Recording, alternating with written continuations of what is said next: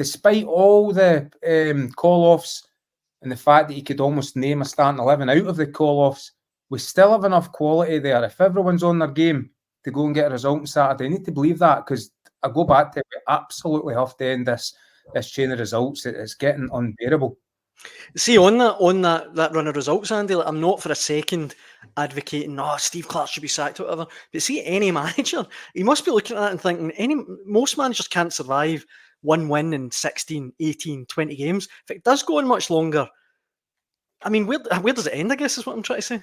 I mean, I think I said the last international break when we were discussing Scotland Hotline Live that this was a run that was getting to sort of decision time for the SFA. How many, the Nations League's an important tournament. It's, partly responsible for getting Scotland to the Euros in 2020 or 2021 when it was held.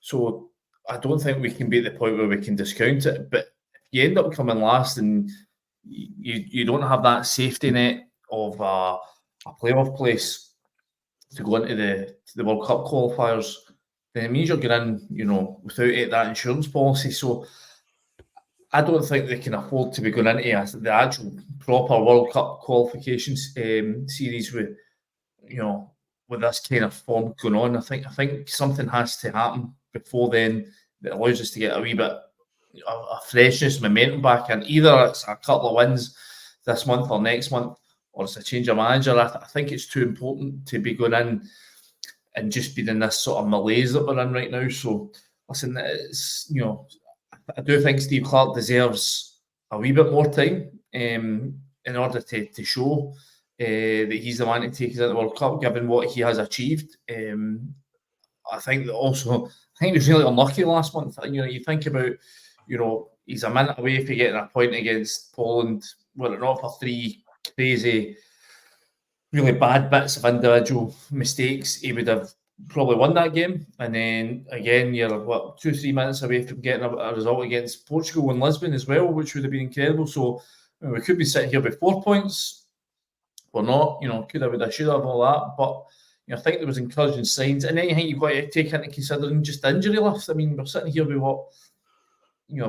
through the summer, you're probably talking about 11 guys out. Cal McGregor's out of the equation, is now obviously retired, but you're talking about Angus Gunn, Greg Taylor, Kieran Tierney, John McGinn, Lawrence Shankland, Jack Hendry, Nathan Patterson, Aaron Hickey. There's somebody else I missed, I'm sure, in there. But, these are guys that have been, crucial to Scotland down the years, and none of them are available right now. So, again, that's got to be taken into consideration. So, if we can get a result, I think that makes it all the more impressive on Saturday night. But I do think we're reaching the point now where if we get to March and we've not won a game other than that Gibraltar game since, what would it be, 2023, then perhaps, it might need something that needs to be looked at. But I do think Steve Clarke deserves certainly this international break, and perhaps even the next one to see if he can get things going again. Aye. And to be clear, I love Steve Clarke. I think he gets too much stick. I hope we win both these games, but it just does seem a bit obscene when you were listening at there, Fraser. 1 win in 14, and the win was against Gibraltar. I mean, it's just, as I say, it feels obscene. It's worrying me. Like John Carver said earlier in the week, we might have to take a bit of pain. What was his turn of phrase again? We might have to withstand a bit of pain. Supposed to want to hear that now. I hope he means maybe in game pain and soak up a bit of pressure.